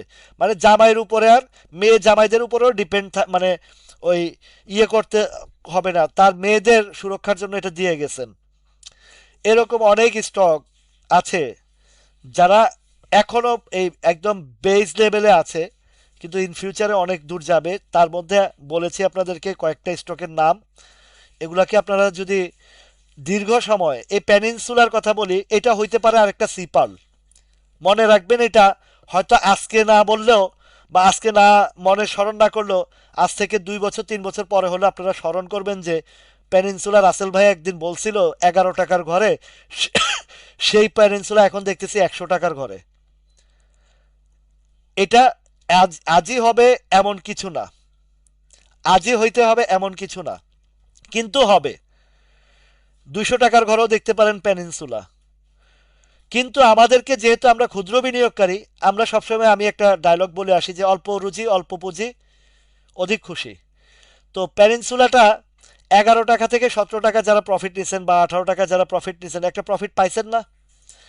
এখন আবার এই জায়গায় যেহেতু দীর্ঘ একটা সময় কালেকশন চলছে, কালেকশন করছে, এইখান থেকে আবার আপনি যদি 3 মাস 4 মাস সময় দেন, বা 2 বার, অলরেডি অলমোস্ট একটা সময় পার হয়ে গেছে, সেটা এই আবারও এখান থেকে একটা প্রফিট পাবেন। কোথায় পাবেন সেটা? আপনি 24 টাকার ঘরে গিয়ে আবার সেল দেন না। এখন যেখানে আছে এই 16-17 টাকার যারা কালেকশন করতেছে, তারা 24 টাকা 25 টাকার ঘরে গিয়ে একটা সেল দেন না। সেল দিয়ে আবার একটু বসে থাকেন, অন্যদিকে একটু ঘুরেন, তবে এমন দিকে ঘুরেন না যেখানে আপনার ফান্ডটা আবার আটকা পড়ে যায়। এই 24-25 টাকা যখন সেল দিবেন, আবার হয়তো এখানে কিছুদিন ঘোরাঘুরি করবে, 24-25 টাকা পার করে ফেললে, 25 টাকা পার করে ফেললে আবারও এন্ট্রি দেন, 25-এর পরে গিয়ে এন্ট্রি দেন। তখন গিয়ে আপনি পাবেন কোথায় জানেন? তখন পাবেন এই 30-31 টাকার ঘরটা। এই ধাপ আছে, ধাপে ধাপে। যে জিনিসটা আপনাদেরকে ডমিনেন্সের ব্যাপারেও বলেছিলাম, ধাপে ধাপে যেই প্রফিটটা দিবে, ডমিনেন্সটা এখনো পর্যন্ত ডমিনেন্সের লক্ষণ ভালো, আরও উপরে যাওয়ারও সম্ভাবনা আছে, যদি একটু হাই রিস্কের জায়গা, যে যদি একটু হাই রিস্কের জায়গা, কিন্তু ডমিনেন্সটাও সেই দিকে যাওয়ার জন্য 30 টাকা। তাহলে আপনি দেখেন এই ডমিনেন্সের যদি আপনার বটম সাইডটা, এগুলো এখন আসলে আপনাদের জন্য বা আমাদের মতো মানুষের না যাওয়াই উচিত। 10 টাকা থেকে 30 টাকা, মানে 3 গুণ শেয়ার হয়েছে কিনা বলেন, প্রাইস 3 গুণ হয়েছে কিনা। তারপরে আপনারা সিমট্যাক্স তো দেখলেন।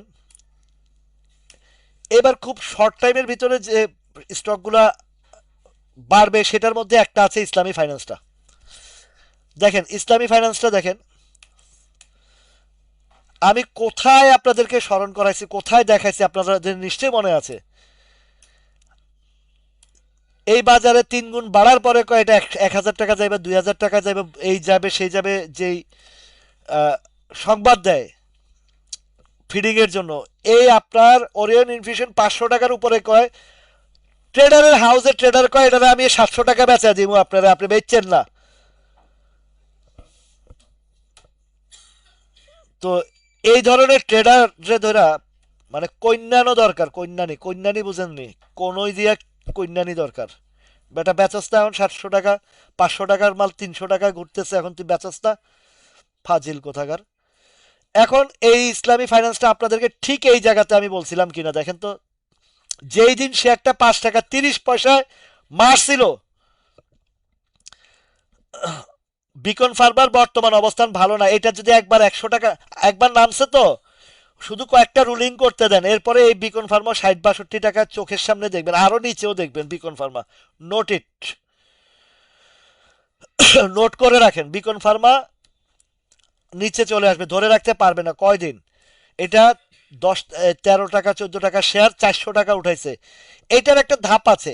এই যে ধরেন আপনার খান ব্রাদার্সে 250 টাকা উঠাইছিল না, 237 টাকা।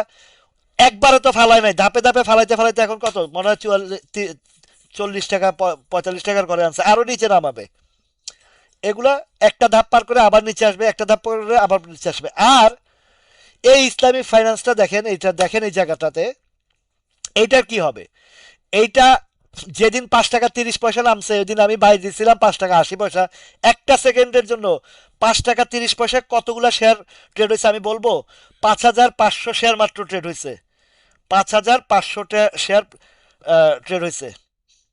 এডিএন ফার্মাটা 60-62-তে গেলে মানে আগামী সপ্তাহে 60-61-62-তে সেল আসবে, লিখে রাখেন। আমি কালকেও এডিএনটেলের কথা বলছি, এডিএনটেল।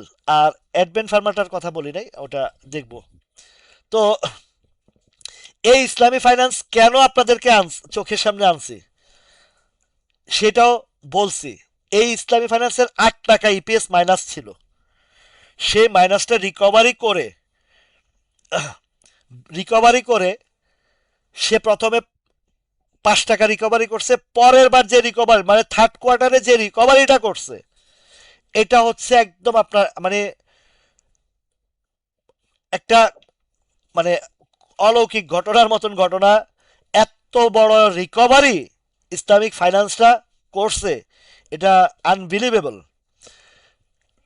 এটা হওয়ার পরেই যখন দেখলাম যে ঘটনা তো আসলেই খুব, আমার এই লাইভে এক ব্যক্তি আছে, আহ, না নাম বলবো না, যখন পেনিনসুলার আলোচনা করতেছি তখন কিন্তু উনি এই পেনিনসুলার কথা ইঙ্গিত করছে, আরো একটা শেয়ারের কথা নাম বলে নাই।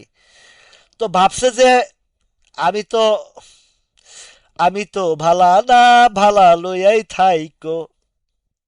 তো উনি ভাবছে ধরতে পারে নাই, কিন্তু শেয়ার ছিল এই ইসলামী ফাইন্যান্সটা।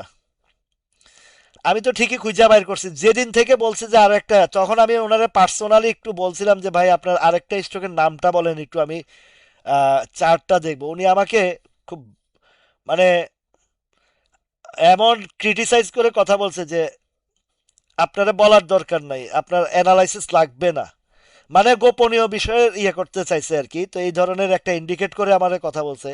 তা আমি তো মনে মনে ভাবি, তুমি মানে তুমি যেই ডালের পাখি আমি সেই ডালের পাতা, তোমার চেয়ে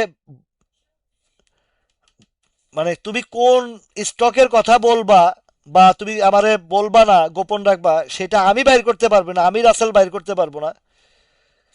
এতটুকু মানে বোকা আমি নই। তা আমি বহু গবেষণা করে অনেকগুলো স্টক ঘাটাঘাটির পরে হঠাৎ করে এটা নজরে আসলো। তখনই ওই যে একটা গান আছে না হিন্দি, নজর কি সামনে জিগার কে পাস, ওই গানটা গাইতে গাইতে কই এই যে আসছে আমার কাছে, ধরে ফেলাইছে। এই ইসলামী ফাইন্যান্সটা যেই জায়গা আছে, এটার ফার্স্ট যে জায়গাটা আপনাদেরকে বলি, এটা ধৈর্যের ব্যাপার। কতটুকু ধৈর্য রাখতে পারবেন আল্লাহ জানে। 12 টাকার ঘরে একটা জায়গা আছে। ডাইল লইয়া থাইকো, হ্যাঁ কেরু তো বালা না, ডাইল লইয়া থাইকো। ঠিক কইছেন আলমগীর ভাই। তো এখন এই ইসলামী ফাইন্যান্সটা, এই 12 টাকার ঘর যেটা দেখছেন, অতি সহসায় দেখবেন ডিসেম্বর ক্লোজিং শেয়ার, এইটা এবার যদি ডিভিডেন্ডটা দিয়ে ফেলে, এই 12 টাকা 12 টাকা কিচ্ছু যায় আসে না। এই শেয়ারটার আপনাদেরকে একটা ডেস্টিনেশন দেখায় দেয়, এটা ইন ফিউচারে ওই পর্যন্ত আপনার, আমি বলবো যে 12 টাকা প্রফিট নেবেন, 12 টাকা পার হয়ে গেলে আবার ঢুকবেন। এই যে দেখেন 23-24 টাকা ঘরটা, তার মানে কি, যদি এটার আপনার বটম সাইডটা ধরেন, যদি বটম সাইডটা ধরেন, তাইলে 6 টাকা থেকে 4 6 24 টাকা, 5 6 30 টাকাও দেখতে পারেন। তবে 24 টাকার ঘরেরটাই সবচেয়ে বড় সাপ্লাই জোনটা, 24 26 এদিকে প্রচুর সাপ্লাই। ঠিক আছে, অ্যাকচুয়ালি এই শেয়ারটা একসময় ওই দিকেই ছিল, আরো উপরেও ছিল। তো এটা 4-5 গুণ হওয়ার মতন একটা শেয়ার। যদিও এখন আপনাদের বিশ্বাস করতে কষ্ট হবে, যখন আমি সিমটেক্সটা 16-17 টাকা আলোচনা করেছিলাম, তখনও যেরকম চিন্তা ভাবনা, এখনো আপনাদেরও ওই রকমই চিন্তা ভাবনা থাকবে। কেননা ঘটনা ঘটে যাওয়ার পরেই, হাদির মৃত্যুর পরে আমরা হাদির জন্য কান্নাকাটি করি, হাদির মৃত্যুর পরে হাদির সেফটি সিকিউরিটি চিন্তা ভাবনা করছি, কিন্তু হাদি জীবিত থাকতে আমরা হাদিকে সুরক্ষা দিতে পারি নাই। কেন পারি নাই? আমরা বিশ্বাস করতে পারি নাই যে হাদিকে হত্যা করা হবে। হাদির যেই জোরালো ভূমিকা, দেশপ্রেম, এবং যে দেশের মায়া, দেশের মাটির প্রেম, দেশের মানুষের প্রেম, হিন্দুর জন্য প্রেম, মুসলমানের জন্য প্রেম, খ্রিস্টানের জন্য প্রেম, বৌদ্ধের জন্য প্রেম, যে প্রেমটা হাদি জাগাইছে মানুষের হৃদয়ে, তখন বুঝে নাই। আর হাদির বক্তব্যে বলে গেছে মানুষ মানে ওই মৃত্যুর পরে মানুষকে স্মরণ করবে, মৃত্যুর পরে তার ইতিহাস রচনা হয়। আসলে ইতিহাস ক্ষুদিরাম বলেন, বাসুদেব বলেন, এই যত বীর পুরুষ এ পর্যন্ত জীবিত থাকতে তাদের মূল্যায়ন হয় না মৃত্যু ছাড়া। ক্ষুদিরামের ফাঁসি দেওয়ার পরেই, ক্ষুদিরামেরকে ফাঁসি দেওয়ার পরেই ক্ষুদিরামের গুরুত্ব বেড়েছে। ওসমান হাদিকে খুন করার পরে, হত্যা করার পরে হাদির গুরুত্ব বেড়েছে। এরকম অনেক ওসমান হাদি আবরার ফাহাদকে হত্যার পরে আবরার ফাহাদকে আবরার ফাহাদের গুরুত্ব বেড়েছে। যে বিশ্বজিৎ বলেছে আমি হিন্দু, আমি হিন্দু, আমি হিন্দু, একটা মানুষও তার কথা শুনে নাই, যে সে এতবার বলেছে আমি হিন্দু, আমি হিন্দু, কিন্তু সেই খুনি সন্ত্রাসীরা তাকে রক্ষা করে নাই, তাকে কুপিয়ে মেরেছে জামাত শিবির ট্যাগ দিয়ে। সে বারবার বলেছে আমি হিন্দু, আমি হিন্দু, আমি হিন্দু, কিন্তু তার এই হিন্দু শব্দ শোনার টাইম নাই। সন্ত্রাসীদের কাছে কোনো হিন্দু নাই, সন্ত্রাসীদের কাছে কোনো মুসলিম নাই, সন্ত্রাসীদের কাছে কোনো ধর্ম নাই। ওরা সন্ত্রাস, ওরা চিরশত্রু, ওরা চির উম্মাদ, ওরা চির, ওদের ব্রেনগুলাকে ওয়াশ করায় ওইভাবেই। আপনারা দেখবেন বাংলাদেশের বিশেষ করে ঢাকার আনাচে কানাচে, রাস্তার আশেপাশে এই যে অটিজম ভিক্ষুক, প্রতিবন্ধী ভিক্ষুক, আপনারা দেখবেন যে ঢাকা শহরের মোড়ে মোড়ে, বিশেষ করে কোনো পার্কের সামনে, কোনো জনবহুল জায়গায় যেখানে সবসময় পথচারীর চলাচল, হ্যাঁ তাল্লুটাও ওই ওই একটা, ওই একটা তাল্লুটাও কালেকশনের। তো আমি যে কথা বলতেছি যে এই যে মোড়ে মোড়ে দেখবেন অটিজম বাচ্চা মানে ভিক্ষুক, আপনি দেখবেন ওই যে ট্রলে করে রাখছে, এই ট্রলে করে রাখছে, তারপরে বিভিন্ন জায়গায় আহ, আহ, এটা ঠিক ফজরের টাইমে, রাত 3টা, 3:30, 4টার দিকে এদেরকে জায়গা জায়গা সেট আপ করে দেওয়া হয়, বসিয়ে দেওয়া হয়। আপনারা কি জানেন এদেরকে কে বা কারা দিয়ে যায়? এবং এদের আশেপাশের লোকজন ঘুরতে থাকে ওই ভিক্ষুক, ভিক্ষুকের একটা, যারা এই এই কাজগুলা করে। আপনারা অনেক সময় শুনেন না যে হসপিটাল থেকে বাচ্চা চুরি হয়ে গেছে? আপনারা শুনেন না যে এলাকা থেকে বাচ্চা চুরি হয়ে গেছে? এই এই বাচ্চাগুলোরে নিয়ে কি করে কোথায় না জানেন? এই বাচ্চাগুলোরে পাতিলের ভিতরে রেখে প্রতিবন্ধী বানায় ফেলায়, পঙ্গুত্ব বানায় ফেলায়। এইগুলার আস্তে আস্তে লালন পালন করে এদেরকে রাস্তাঘাটের মোড়ে মোড়ে বসায় দেওয়া হয়। আর ওই মোড়ে মোড়ে বসায় দেওয়ার পরে এই সিন্ডিকেটগুলা দূরে দূরে থাকে, এদের ডিউটি আছে। এটা একটা ধরেন প্রফেশনাল একটা কর্পোরেটের মতন বিজনেস, এদের প্রফেশনাল কর্পোরেট বিজনেস, এদের চ্যানেল থাকে। যখনই দেখে যে বাটিতে মোটামুটি 200, 250, 300, 400 টাকা হয়ে গেছে, আসতে দেখবেন ওরা এসে টাকাগুলো নিয়ে যায়, ওই 10-20 টাকা খুচরা পয়সা রাইখা চলে যায়। ঠিক এইভাবে এইভাবে করে এই দেশে এই ধরনের বিজনেস চলে। এরা কোটি কোটি টাকার মালিক হয়ে গেছে এই অপকর্ম করে। বুঝাতে পারছি? যেহেতু 9টা বেজে গেছে, টাইম ওভার হয়ে গেছে, তো এই আলোচনাগুলোই শিক্ষার জায়গা, আমাদের দেশের কতটা জঘন্য কাজ।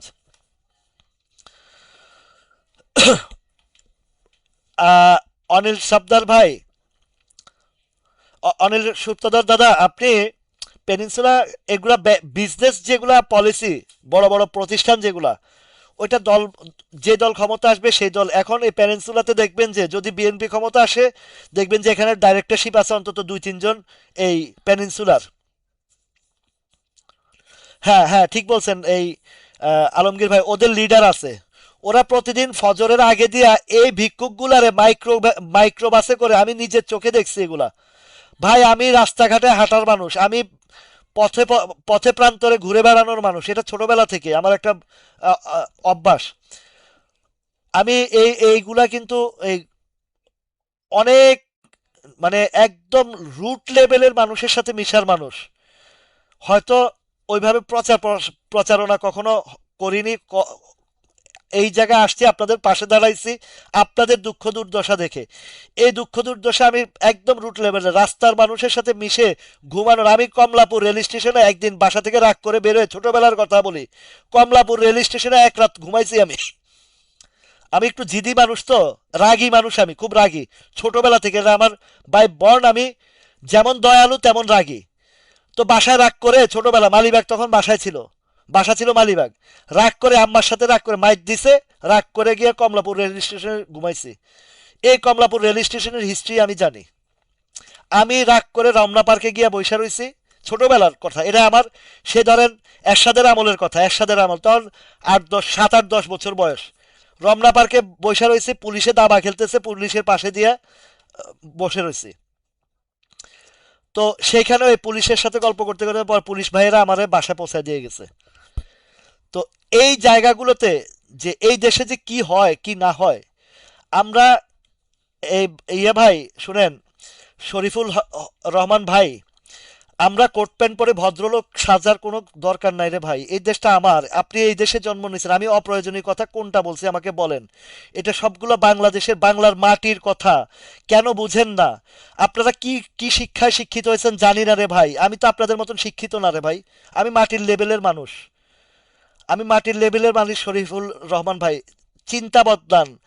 এই আপনাদের এই thought change, change your thought, change your mind please. আপনি মাটির সাথে মিশে দেখেন, মাটি কত সুগন্ধ ছড়ায়, মাটি কত নির্যাস দেয়। একটু মাটিতে পা রেখে দেখেন ভাই। স্যুট বুট কোট জুতা পরে চলার চেয়ে একদিন একটু দুব্বা ঘাসে হেঁটে দেখেন, কি প্রশান্তি পাবেন আপনি। আপনি দুব্বা ঘাসে, এই কুয়াশা জড়িত দুব্বা ঘাসে খালি পায়ে হেঁটে দেখেন, যদি আপনার লাইফে যদি প্রশান্তি না পাইছেন, আপনি উচ্চতলা বিল্ডিং এ থাকার চেয়েও ওই দুব্বা ঘাসে একবার খালি পায়ে শিশির ভেজানো দুব্বা ঘাসে হেঁটে দেখেন, আপনার যে শরীরের ভিতর যে একটা প্রশান্তির ভাব আসবে, এই প্রশান্তির ভাব শর্ট বুট কোটের ভিতরে পাইবেন না রে ভাই। আপনার মাইন্ড চেঞ্জ করেন brother. Money is nothing for the life, it's okay. আপনার লাইফের part of, money is part of life, not a life of, এটা লাইফের অংশ মাত্র। কিন্তু লাইফের আসল নির্যাস আপনি উপভোগ করতে হলে মানুষের সাথে মিশেন, মাটির সাথে মিশেন, তখন লাইফ এনজয় করতে পারবেন। আমাদের চিন্তা চেতনা পরিবর্তন করতে হবে। অপ্রয়োজনীয় কথা কিছু বলি না। এই যে ভিক্ষুক যেটা ঘটাইতেছে, এটা এই দেশের মধ্যে, আপনার সন্তান যেদিন হসপিটাল থেকে চুরি হয়ে যাবে সেদিন আপনি এই দুঃখ দর্দশা বুঝবেন। ঠিক আছে ভাই, মাইন্ড করেন না আমার কথায়। আমি কিন্তু খুব বাস্তববাদী মানুষ, জীবনে লড়াই সংগ্রাম করে এই পর্যন্ত আসছি। প্রবাস জীবনে এমনও গেছে, বিশ্বাস করবেন কিনা জানি না, মানে অন্যায়ের প্রতিবাদ করতে গিয়ে পুলিশের গায়ে পর্যন্ত হাত, সৌদি আরবের পুলিশের গায়ে হাত তুলছি আমি। কিন্তু পুলিশ আমারে কিছু বলতে পারে না, কারণ আমার ন্যায় নীতির জায়গায় ঠিক আছে আমি। কারণ ওইখানে একটা ইনসাফ আছে, সৌদি আরবের মতো জায়গায় ইনসাফ আছে। পুলিশ আমার সাথে অন্যায় করেছে, এক পর্যায়ে আমাকে ধাক্কা দিছে, আমিও তারে ধাক্কা দিছি, ঘুষি দিছি। এখন রায় আমার পক্ষে আসছে কেন? ওইখানে ইনসাফ আছে। এই দেশের আদালতে আজ পর্যন্ত কোন, মানে কোন খুনির, নর্মাল সাধারণ পাবলিক মারা গেছে, কোন খুনির বিচার হয়েছে? আবরার ফাহাদের বিচার হয়েছে, এই বিশ্বজিতের বিচার হয়েছে, সোহাগী, তনু, রেনু, কত হত্যা হয়েছে, এগুলোর বিচার হয়েছে? এ হাদির বিচারও হবে না এই বাটিতে। কারণ এই বিচার ব্যবস্থাটা হয়েছে খুনি, ডাকাতি, লুটপাটের বিচারক। আদালতটা হচ্ছে লুটপাটের আদালত, এখানে মানুষের আদালত না, এখানে মানুষের বিচার হয় না। এখানে এখানে অমানুষরা মুক্তি পায়। খুনি, একটা রাষ্ট্রপতির কি অধিকার রাখে সে একটা খুনের ফাঁসির আসামিকে দায়মুক্ত দেওয়া?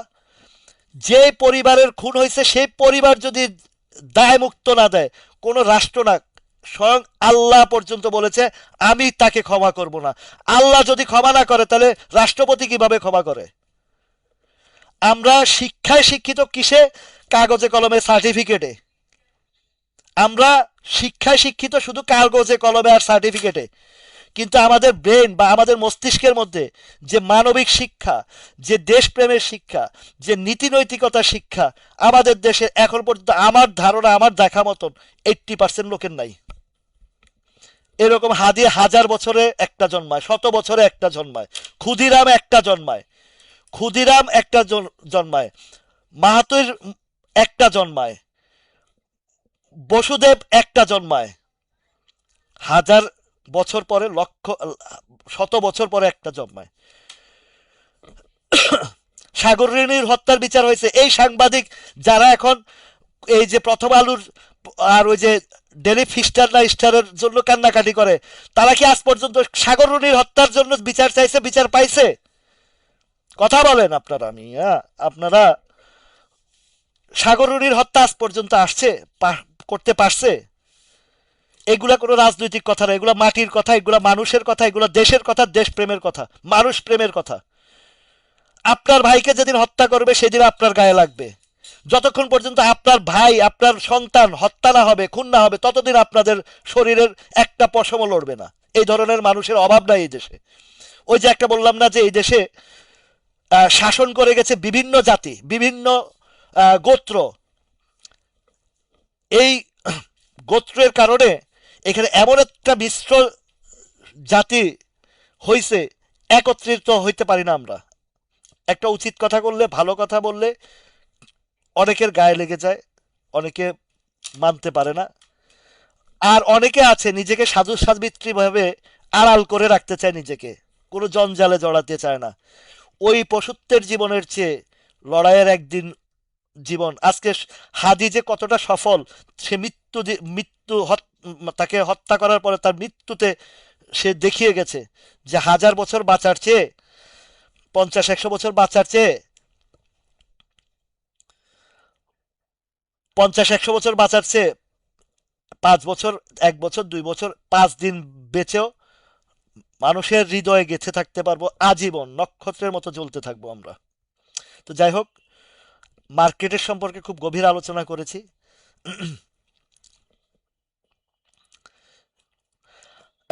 মোর্শেদ ভাই, আপনার কাছে যদি এগুলো আলোচনা মনে না হয়, দয়া করে আমার লাইভ দেখবেন না প্লিজ। যারা আমার এই আলোচনা শুনতে ভালোবাসেন, মার্কেটের আলোচনা শুনতে ভালোবাসেন, দেশপ্রেমের আলোচনা শুনতে ভালোবাসেন, মানুষের প্রতি মানুষের ভালোবাসা শুনতে ভালোবাসেন, তারা থাকবেন। আর যাদের ভালো লাগে না, দয়া করে আমার এই লাইভে আসার কোনো প্রয়োজন নাই এবং কমেন্ট করারও কোনো প্রয়োজন নাই প্লিজ। আমার 5 জন ব্যক্তি থাকেন, তাতে কোনো সমস্যা নাই। আমার কোয়ান্টিটি দরকার নাই, আমার কোয়ালিটি দরকার।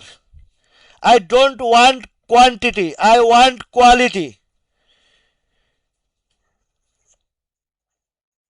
আপনারা কি বুঝতে পারছেন? আমার কোয়ান্টিটির দরকার নাই। আমার 1000 কোয়ান্টিটি দিয়া ঘাস কাটার দরকার নাই। আমার 5টা কোয়ালিটি দিয়া আমি যুদ্ধ জয় করতে চাই, শেয়ার বাজার এবং আমার সবকিছু। আমি স্পষ্টবাদী মানুষ। আমার ভাষার মধ্যে কোনো ধরনের জড়তা পাবেন না, মিনমিনানি পাবেন না, লুকোচুরি পাবেন না। আমি কখনো লুকোচুরি, মিনমিনানি, ধোকাবাজি, ধান্দাবাজি, অন্যের ক্ষতি এগুলো আমি নিজে করি না। নিজের চোখের সামনে হওয়া জিনিসও আমি পছন্দ করি না। আমি স্পষ্টবাদী মানুষ। আমার কোয়ান্টিটি দরকার নাই, আমার কোয়ালিটি দরকার। এই কোয়ালিটি যদি 5 জনও হয়, 1জনও হয়, 1জন আমার প্রয়োজন।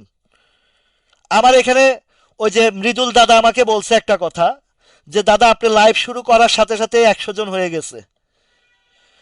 এই 100 জনের মধ্যে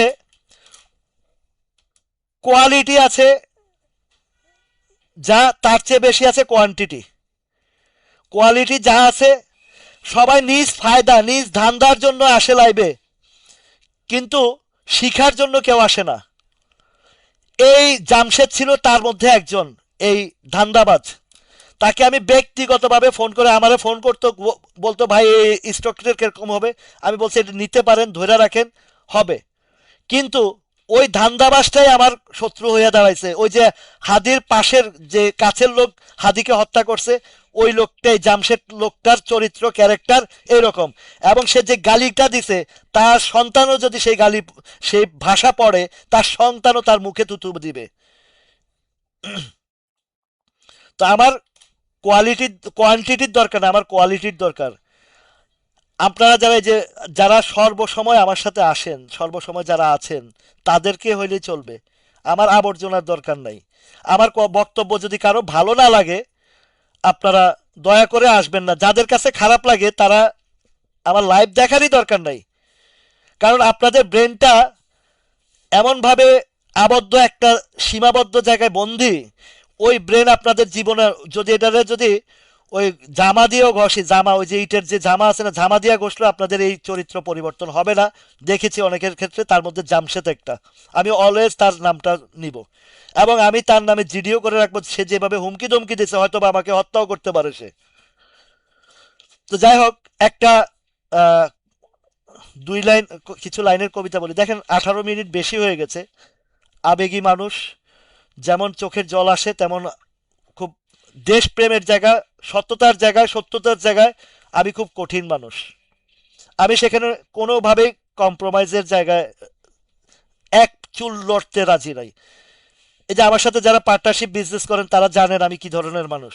আমার জবান যেটা, আমি যেটা ওয়াদাবদ্ধ, আমি ওয়াদাবদ্ধ 100% ফুলফিল করার চেষ্টা করি। আমি এক বিন্দু চুল পরিমাণ কারোর জন্য আমার বৈষম্যতা নাই, সবার জন্য বৈষম্যহীনতা নাই। আমার সবার জায়গায় বৈষম্যের জায়গা, সবার সমান অধিকার। আমার সেই জায়গাতে সবার সমান অধিকার, আমি সেই জায়গায় কাজ করি। বাঙালি যুবকের দল, চল মুক্তির সংগ্রামে চল, তোরাই দেশের সহায় সম্বল, পাছে হটার সময় নয়। ধরো ধরো অস্ত্র ধরো, বাংলা মোদের মুক্ত করো, মনের দুর্বলতা ছাড়ো, আমাদের জয় সুনিশ্চয়। জীবন আমার ধন্য যে হায়, জন্ম জন্ম বাংলা মায়ের কোলে, আমি বাংলার মায়ের ছেলে। আরেকবার বলি, বাঙালি যুবকের দল, চল মুক্তির সংগ্রামে চল, তোরাই দেশের সহায় সম্বল, পাছে হটার সময় নয়। ধরো ধরো অস্ত্র ধরো, বাংলা মোদের মুক্ত করো, মনের দুর্বলতা ছাড়ো, আমাদের জয় সুনিশ্চয়। জীবন আমার ধন্য যে হায়, জন্ম বাংলা মায়ের কোলে, আমি বাংলা মায়ের ছেলে। এই কবিতাটা দিয়ে শেষ করলাম। সবাই ভালো থাকবেন। কালকে আবারও আসবো ইনশাল্লাহ। 3 দিন ছুটি আছে, শুক্র, বৃহস্পতি, শুক্র, শনি। তবে হ্যাঁ, বৃহস্পতিবারে বিয়ের অনুষ্ঠানে আছে, হয়তো বা বৃহস্পতি শুক্র 2টা দিন অনুষ্ঠানের দাওয়াত আছে। আহ, এরপরও যদি টাইমিংটা একটা হিসাব করে মিলিয়ে আমি হয়তো বা আপনাদেরকে একটা আহ, সময় আপনাদেরকে দিব, সেই সময় আলোচনা করব। হয়তো বা একটু দেরি হবে, হয়তো বিয়ের অনুষ্ঠান থেকে আসতে 10টা বেজে যাবে। তো 9টা 10টার দিকে আমি লাইভটা যখন আসবো ওইখান থেকে, সেখান থেকে এসেও চেষ্টা করব, যেহেতু ছুটি আছে 3 দিন, আমি আছি, থাকবো আপনাদের পাশে। ভালো থাকবেন, সুস্থ থাকবেন, আল্লাহ হাফেজ।